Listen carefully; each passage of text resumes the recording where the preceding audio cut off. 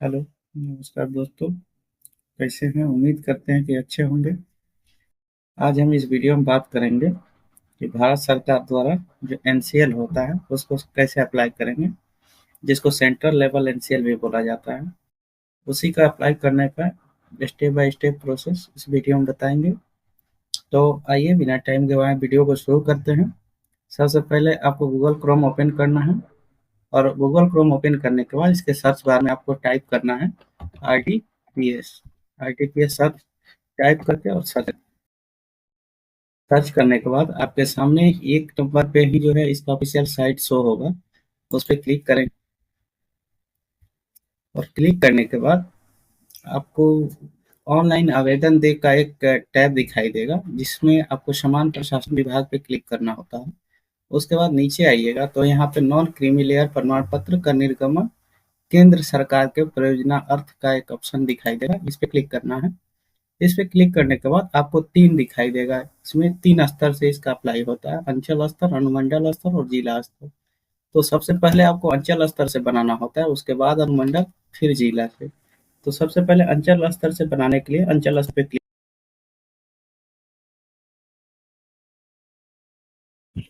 और यहाँ पे आपको एक टैब खुलेगा। जब आप सेंटर लेवल वाले टैब पे क्लिक करिएगा तो यहाँ आपको दिखाई देगा कि इसका सर्टिफिकेट का फॉर्मेट सिलेक्ट करना है। आपको हिंदी में चाहिए या इंग्लिश में चाहिए, 2 फॉर्मेट में ये इशू होता है। तो मैं यहाँ हिंदी बाय डिफ़ॉल्ट ऐसे रहता है, आप चाहे तो लैंग्वेज चेंज कर सकते हैं। तो मैं हिंदी को ही रहने दूँगा और आगे यहाँ पे लिंक सिलेक्ट करना है, तो यहाँ लिंक पे टच कर देंगे और उसके बाद यहाँ पे अभिवादन। अभिवादन अगर आपके नाम में कोई होगा तो लगा सकते हैं, अगर नहीं है तो इसको छोड़ देंगे। उसके बाद यहाँ नाम टाइप करेंगे।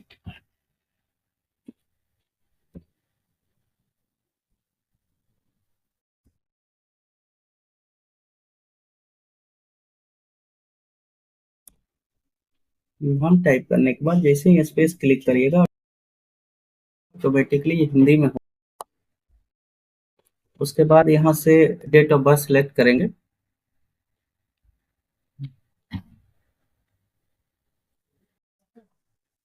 और उसके बाद स्टेट यहाँ ऑलरेडी सिलेक्ट रहेगा। उसके बाद से यहाँ जिला सिलेक्ट कर देंगे।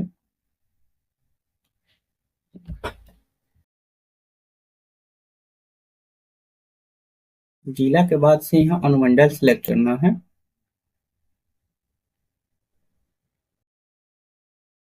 मंडल के बाद से यहाँ प्रखंड सिलेक्ट करना है और प्रखंड के बाद यहाँ वार्ड नंबर डालना होता है। वार्ड नंबर के बाद यहाँ ग्राम नेम इंटर करेंगे, यानी कि विलेज नेम इंटर करना है।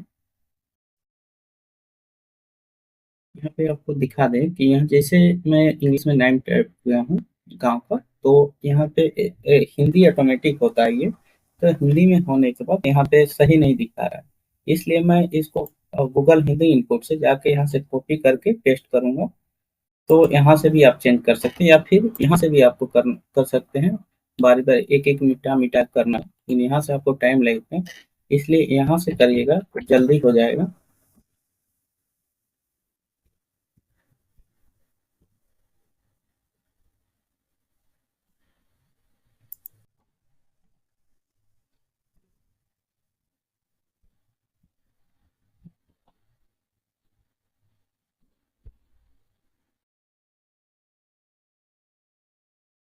उसके बाद से यहाँ पोस्ट ऑफिस इंटर करना है।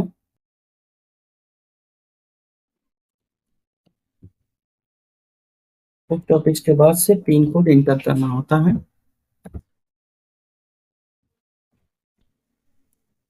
पिन कोड के बाद यहाँ से आपका स्थानीय निकाय का प्रकार बताना है: ग्राम पंचायत, नगर निगम, नगर परिषद, नगर पंचायत। इसमें जो भी है वो बता देंगे। तो मैं यहाँ से ग्राम पंचायत हो रहा है, इसलिए ग्राम पंचायत सिलेक्ट करेंगे। उसके बाद इसमें ग्राम पंचायत का नाम बताएंगे क्या है और उसके बाद यहाँ पूछ रहा है टेम्पोररी एड्रेस के बारे में, यानी कि अस्थायी पता के बारे में पूछ रहा है। तो अस्थाई और अस्थाई पता इनका सेम है, इसलिए मैं सेम कर देता हूँ। अगर आप अलग अलग है तो अलग अलग डाल सकते हैं।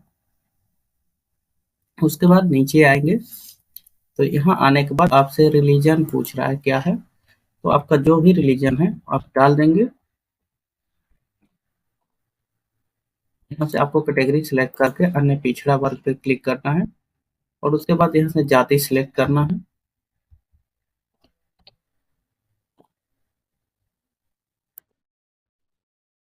और यहाँ से आप उपजाति भी सिलेक्ट करेंगे।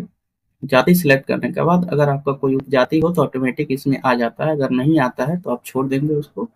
और उसके बाद यहाँ से आपका ऑक्यूपेशन बताना है, यानी कि पेशा क्या है।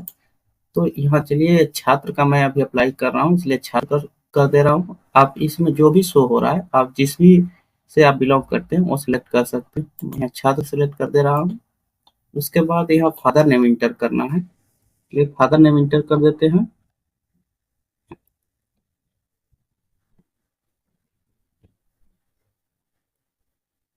फादर का कास्ट सिलेक्ट करना है कि फादर का कास्ट क्या है, उनका भी कास्ट सिलेक्ट करेंगे। उसके बाद फिर मदर नेम इंटर करेंगे।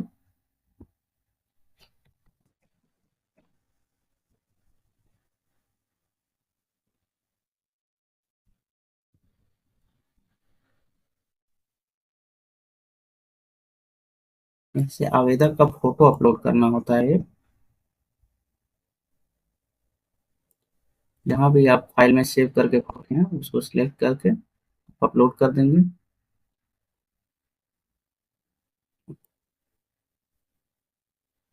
उसके बाद यहाँ ईमेल डालना है।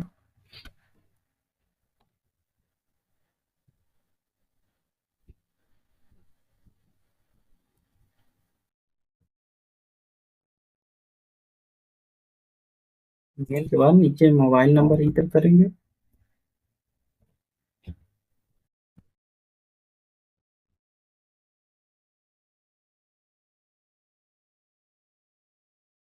के बाद जैसे ही आप बाहर कहीं भी आप थोड़ा सा टच करिएगा, ऑटोमेटिकली ओटीपी भेज दिया जाएगा आपके रजिस्टर्ड मोबाइल नंबर पे, जो भी आप नंबर दिए हैं।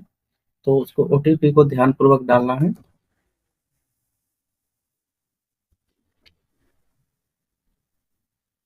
ओटीपी है, मैं वेरीफाई कर दिया हूँ। और उसके बाद नीचे आएंगे, ये सभी को खाली छोड़ देना है और सबसे नीचे आ जाना है। यहाँ पे सबसे नीचे आएंगे, यहाँ जो आय का दे रहा है वार्षिक आय का विवरण, इसमें डालेंगे। नौकरी से आपका अगर इनकम है तो नौकरी से डालेंगे, नहीं है तो यहाँ जीरो जीरो कर देंगे। उसके बाद व्यवसाय से आप है तो डालिए, नहीं तो इसको भी जीरो जीरो कर देंगे। पेंशन से भी जीरो जीरो कर देंगे।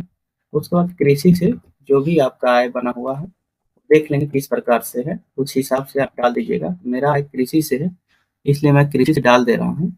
यहाँ पूछा जा रहा है कि क्या कर भुगतान कर सकते हैं, अगर हाँ तो विगत 3 वर्षों का रिटर्न प्रस्तुत करेंगे, तो यहाँ पे आप नहीं कर देंगे। और क्या आप संपत्ति कर के अंतर्गत हैं, अगर हाँ तो पूर्ण विवरण देंगे, तो यहाँ भी नहीं क्लिक करेंगे। और उसके बाद नीचे आएंगे। नीचे आने के बाद आपको ये चारों चेक बॉक्स को टिक करना है, जिसमें निवास प्रमाण पत्र, जाति प्रमाण पत्र और आय प्रमाण पत्र सभी अपलोड करना होता है। उसके बाद एक शपथ पत्र होता है जिसको भी अपलोड करना होता है। ये सभी करने के बाद नीचे आएंगे, यहाँ कैप्चर दिखाई देगा, या कैप्चर इंटर कर देंगे। कैप्चर इंटर करने के बाद यहाँ से सबमिट पे क्लिक करेंगे।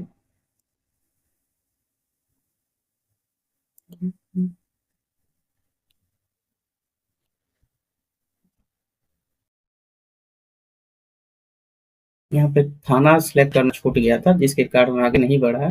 इसलिए मैं थाना सिलेक्ट करने के बाद फिर से सबमिट पे जाऊंगा और सबमिट पे क्लिक करेंगे फिर से। यहाँ पे फिर से इसको चेक बॉक्स को अनचेक करना होगा, क्योंकि थाना सिलेक्ट नहीं हुआ था, जिसके चलते नीचे भी नहीं थाना लिया है। तो फिर से चेक बॉक्स करेंगे तो यहाँ पे थाना ऑटोमेटिक फिर ले लेगा। उसके बाद नीचे जाएंगे और नीचे जाने के बाद से यहाँ से फिर सबमिट कर देंगे।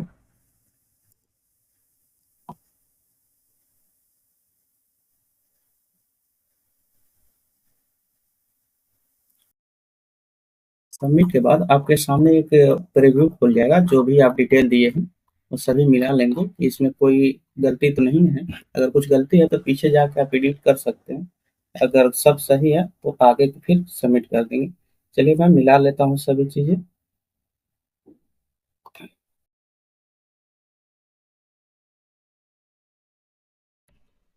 सभी चीज मैं मिला लिया हूँ, इस तरह से सभी चीजें सही हैं।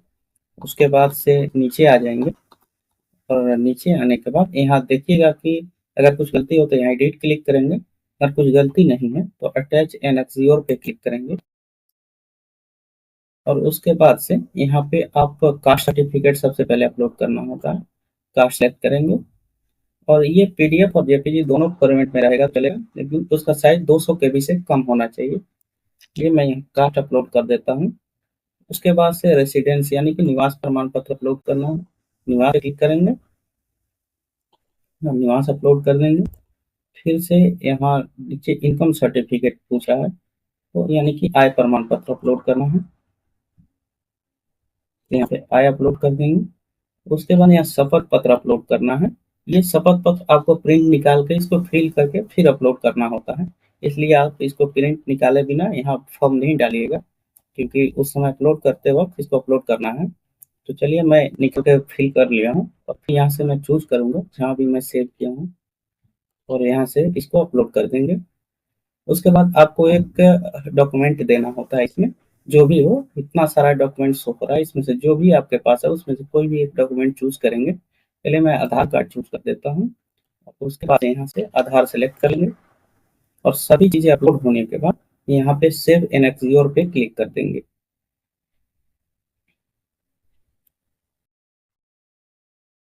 जैसे ही आप सेव एनेक्सियोर पे क्लिक करिएगा, यहाँ सभी चीजें आपको दिखा देगा क्या क्या चीज आप अपलोड किए हैं। उसके बाद सभी होने के बाद